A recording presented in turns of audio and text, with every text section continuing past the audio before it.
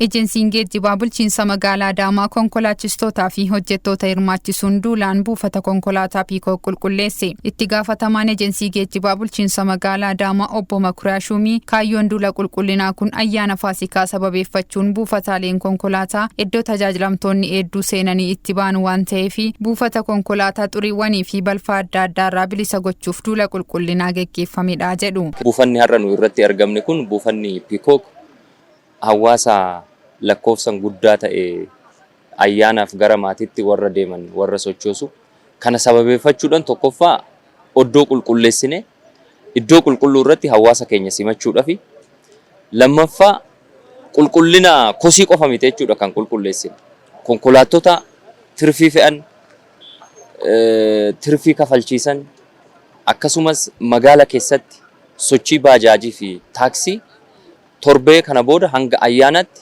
sochii guddaa magaala keessatti gaggeessuu fi buufata irratti gaggeessuudha. Kanaafuu imalaan gara buufata konkolaataa dhufu kamuu buufatatti balfoota adda addaa gatuurraa of qusachuu qaba kan jedhan obbo Makuriyaan dhimma seeraa irratti baajaajirraa kaasee yeroo dhiyootti hubannoon kan kennamu taas jedhaniiru. Alseerummaa kana irratti gaafa hojjennee qulqulleessinee hawaasni keenya ayyaana kana nagaan bahee akka galu magaala keessa nagaan akka socho'u taarifa mootummaan baaseen tajaajila akka inni argatuuf sosochii guddaa torbee kana keessa hanga ayyaanatti uumuu fi kan hojjennu kaayyoonsaa har'a guyyaa hin jalqabne malee guyyoota itti aananis sakatta'iinsi kunii fi qulqullinni kun kan itti fufu akka ta'e kaayeffatee har'a asitti duula qulqullinaa kan gaggeessine ta'uu isaati. Itti gaafatamaan qajeelcha olaanaa nageenya tiraafikaa poolisii magaalaa Adaamaa Inspektar Olaanaa Dassaaleny Abarraa buufanni iddoo uummanni itti tajaajilamu malee iddoo kosiin itti gatamu ta'uu hin qabu jechuun tajaajilamtootaaf iddoo mijataa uumuun konkolaachistoonni konkolaataa isaanii fi sammuu isaanii qulqulluu gochuu qabu jedhu. Buufanni iddoo hawaasni itti tajaajilamu malee iddoo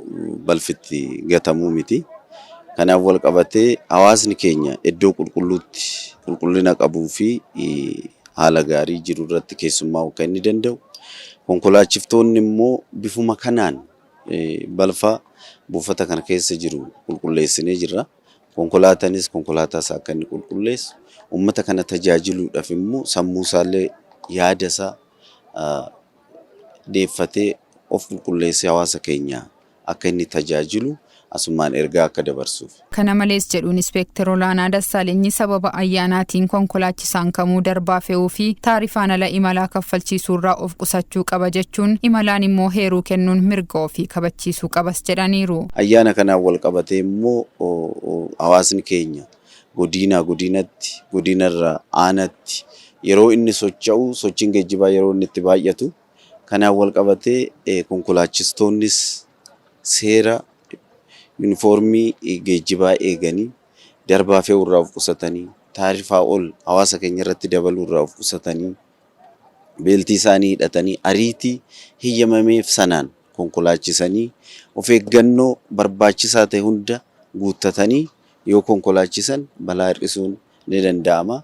Qabeenya fi lubbuu namaa barbaadaa jiru kanas hambisuu hin dandeenya waan ta'eef kan ammoo hubannoon yeroo adda addaa kennamee turee jira. Ammas immoo ergaa kana dabarsinee jirra waan ta'eef bifa kanaan kan inni hojjetamaa jiru.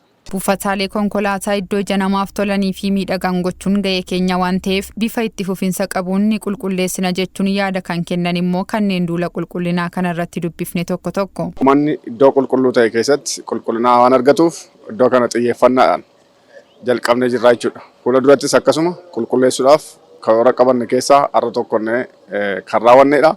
Fuuldurattis uummati keenya buufata konkolaataa Piikook gaafa dhufu iddoo qulqulluu dhaabatee qulqullina ga'aa akka argatuuf ga'ee ejensii bulchiinsa magaalaati jechuudha. Kana gochuudhaaf karoora manni hojii keenya nu baaseen kana gochuudhaaf balfa keessatti akka hin jiraanneef karooraaf sagantaa baafannee jirra jechuudha.